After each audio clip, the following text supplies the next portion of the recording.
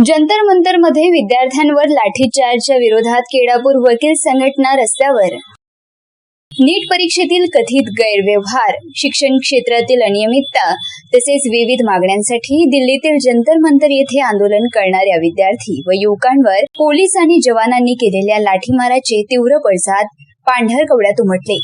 या घटनेचा निषेध नोंदवित केळापूर बार असोसिएशनच्या वतीने डॉक्टर बाबासाहेब आंबेडकर चौकात विरोध प्रदर्शन करण्यात आले. तसेच उपविभागीय अधिकारी केळापूर यांच्या मार्फत महामहिम राष्ट्रपती यांना निवेदन देण्यात आले.